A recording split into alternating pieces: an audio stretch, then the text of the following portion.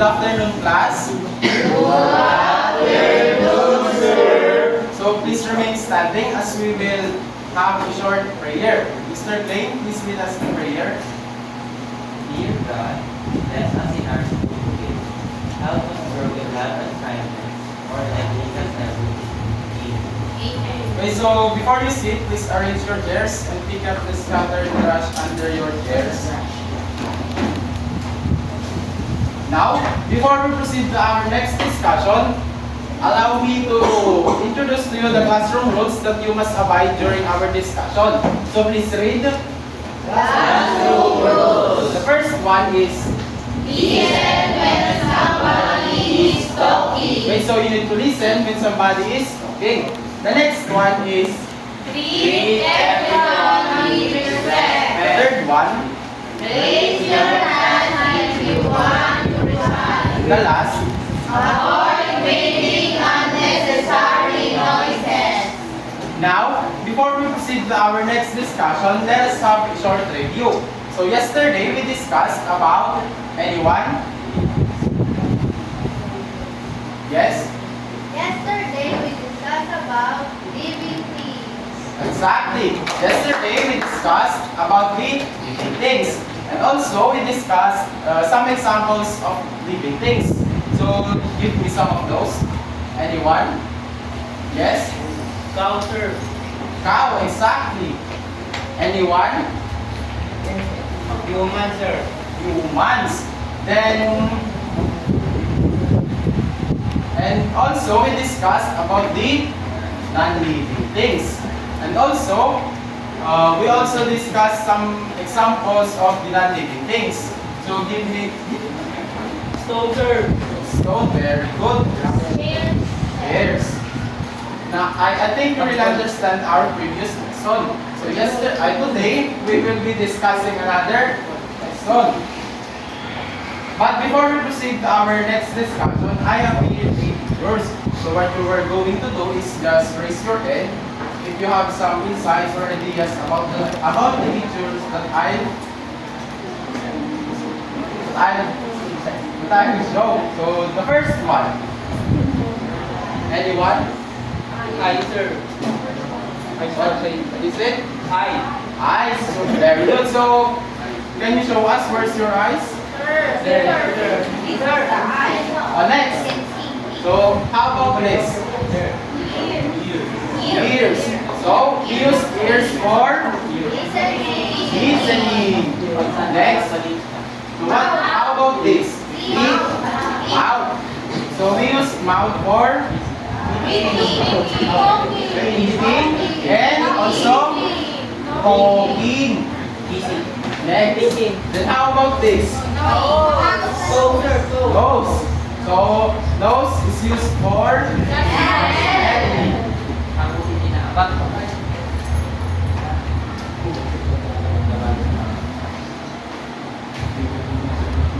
So class, we have prepared a short video for you to watch. After you watch the video, I'll be asking some questions for you to answer. Shall we start?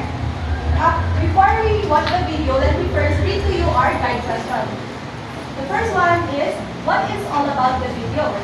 Second one, what did the children do in the video? The third one, what are the parts of the body that was mentioned in the video? And the last one, according to the video, if we dance, what will happen to our body? So, can you all stand and just dance?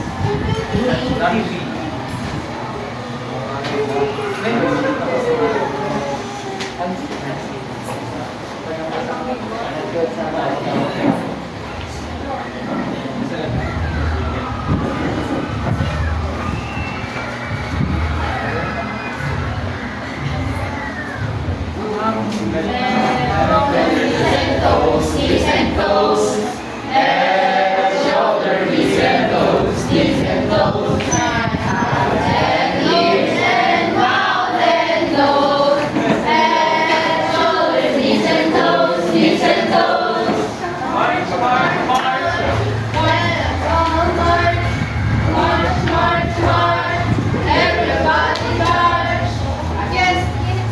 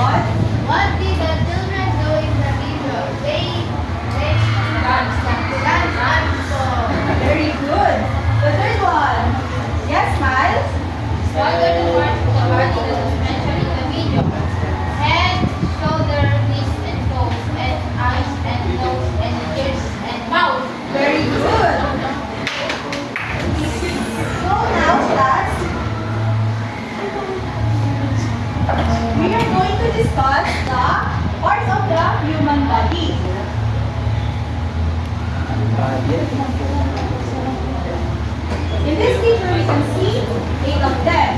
But we have 5 sensory organs or part of the human body, which are the eyes, the ears, the nose, the mouth, and the skin body.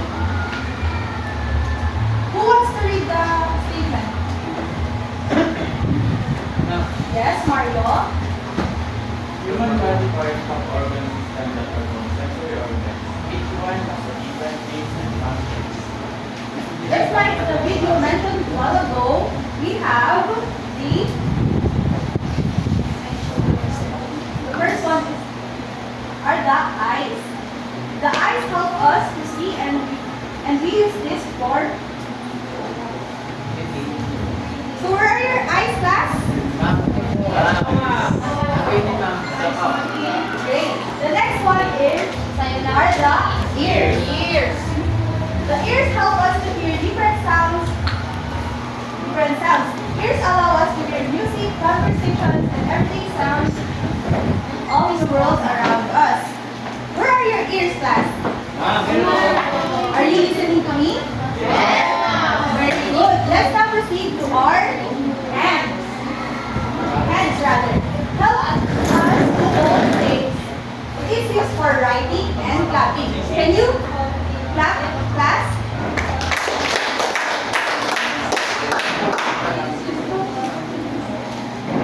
The next one, the nose. The nose is an important body part for breathing and smelling. The nose is located in the middle of the face, above the mouth of humans. Where are your nose, class? Next, the leg. The leg helps us to walk, play, run, and skip.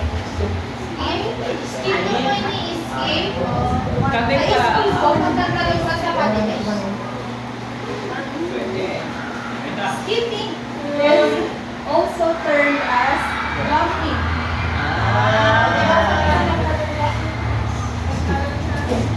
The next one is the skin. Skin is all over the body. The skin is larger than any part of the body. It protects the body and keeps it from drying out. Skin helps us to feel and touch. The skin is also the largest part of the body. The next one is the tongue. The tongue is responsible for the sense of taste. The tongue helps us to taste, chew, swallow, and talk. Can you guys hold your tongue? Great. Here.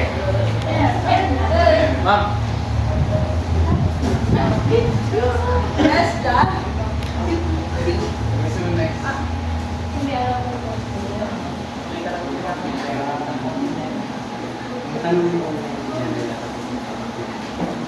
Did you understand the lesson, class?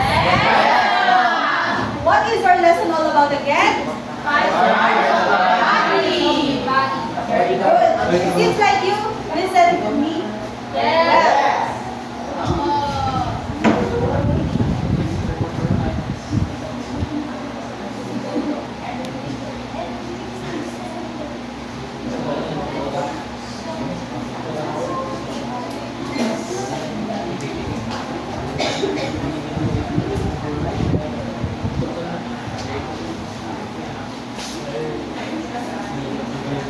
Now that you understand the parts and uses of the parts of the body, I'm going to discuss to you some ways to protect our body.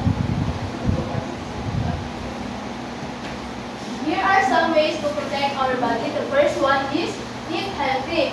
Have more fruit and vegetables. Limit foods with unhealthy fats, salt, and added sugar. So we should to eat fruits and vegetables for enable for us to become healthy. We should to avoid eating junk foods and drinking soft drinks because it can cause disease to us. So, kailangan tayo kanong nga mga kitinatay kay gulay at mukas na mahigit. At balin nga, pizza.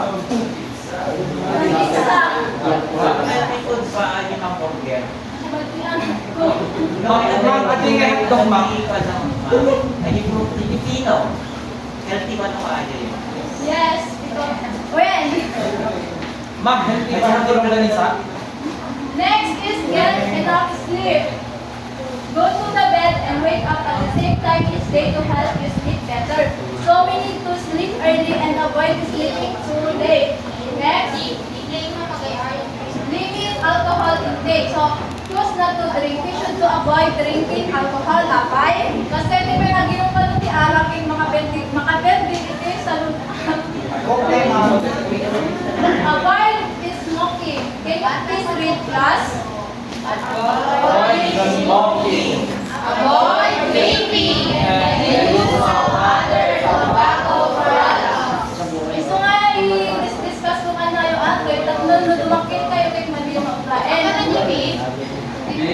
I-vape alis sa susunod.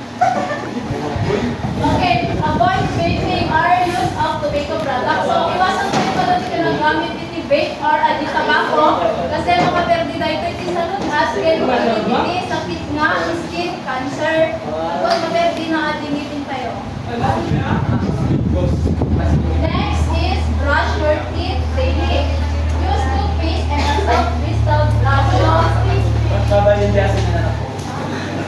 So we should to use toothpaste to brush our tooth every day. Abay, tatlohan nga mapwede tapos maiwasan natin tooth decay or adi pa ka break na. Next one is avoid sugary drinks and snacks. Okay, basahan ako. Sugary foods contribute to tooth decay. So, you should to avoid the drinking soft drinks and eating sugary snacks like chocolate. So, ulay na naimas anak ko yung makapwede atin eating lipids. So, we should to avoid it. The last one is use hand sanitizer. When soap and water are not available, use an alcohol or base sanitizer. So, no, awan ka nung sabon tinda nung available, pwede ka nung gamitin di alcohol tapno, isanitize na yung mga pwede magbalik nga, dalos. Naintindi? Did you understand, class? Now, you will have an activity. You are going to choose your partner. Do you have your partner now? Yes. The direction is put check in every picture in which it shows on how to take care of our body. Yung try nyo ka no, like kita nyo iti check mark as guide. Katagigay picture, magpapakita no kasano iti panagalagat ti sarili.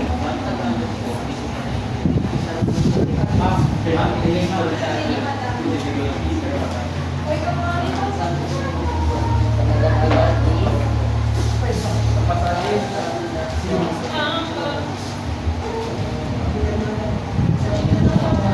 tapos na po.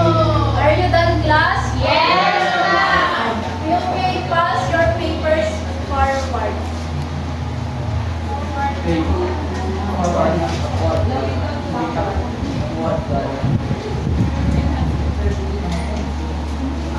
And I will be the one to check this one. The one.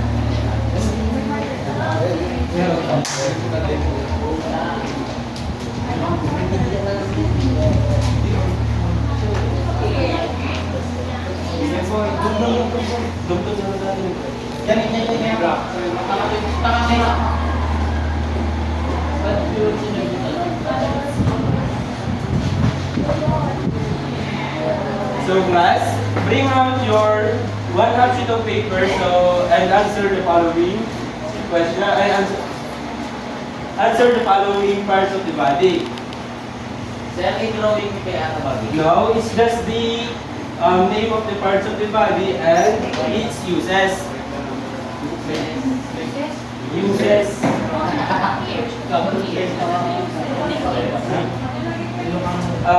Kailangan nyo lang obrahin ng bingkat. Ibagayon nun niya parte ti ubagay ti bawat kahon. Kumbaga ati number 1 cut, example lalatan cut, sagutan latan. Ato yung ibagbaga ti number 1 cut, ato yung napayag tayo. Ano English ti napayag? Ears. Tapos, beng bagayon nun yat usar na daytoy nga lapayag. Ano ba ti usar ti lapayag? Beng. Excuse me, sir.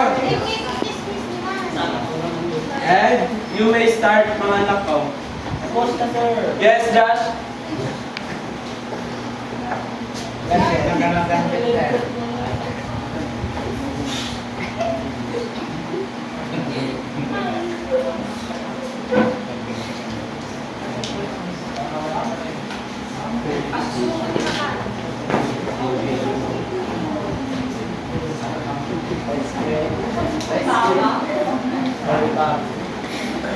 Sino pa ito dati ay isa doon mga idea na ito yung partes.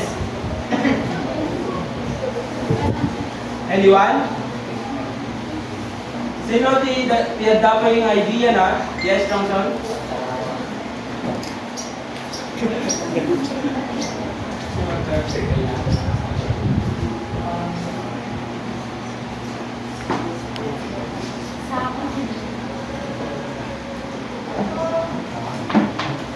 Yan, very good. At yung may tatlong bilang, sino tigan na ganser? Yes, Arnel.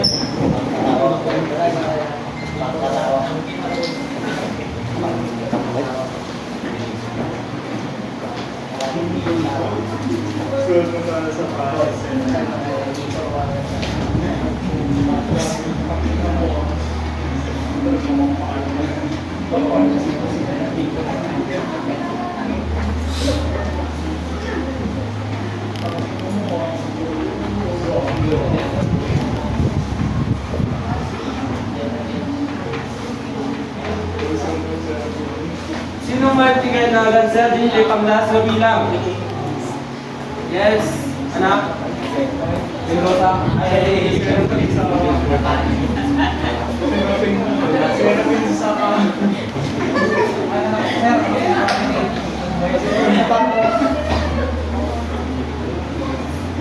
okay, class. Who among you got a perfect score? Very good. And the next activity will be presented to us by Ang tao bring ang dating sa ganap at sa katamag. In our everyday life, body parts are very important. When you wake up in the morning, what is the body parts that what is the first part in our body that we open when we wake up in the morning? Yes, Jason? Hi, sir. Very good.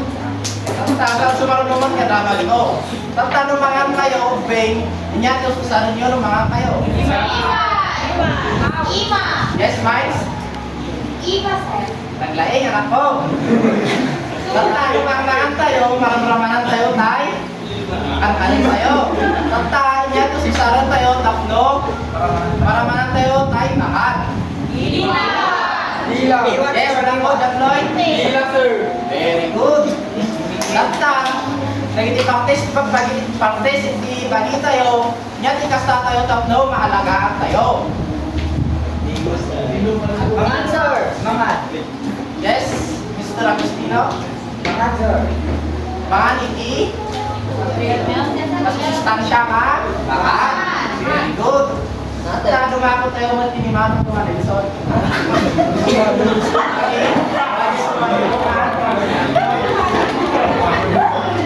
Class, quiet. Class, what is all about our topic again? Can you enumerate the parts of the body, class? Sir, pagdating yung pera, sir. Ibaga.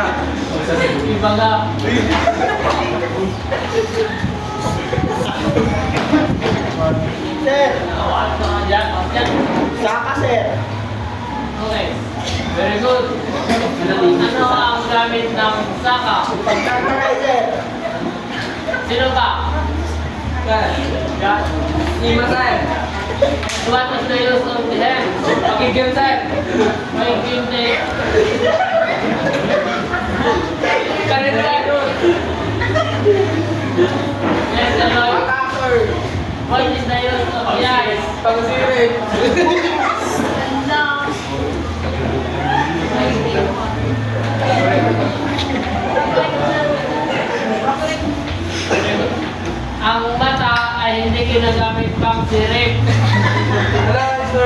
Ito ay pangsi sa mga magandang surroundings.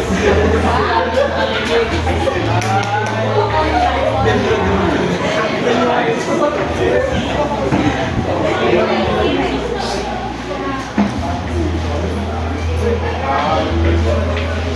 To elaborate more your understanding about the lesson we discussed,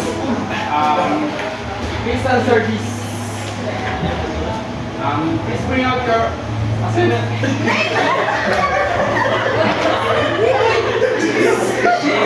Please bring out your. Please bring out your notebook and answer this. Ay, wala nakakatawa. Direction. Write true or false if the statement is correct and false if otherwise. 5 minutes, please answer this. Are you done? Yes, sir. Please exchange your notebook and let us check. Number 1, please read.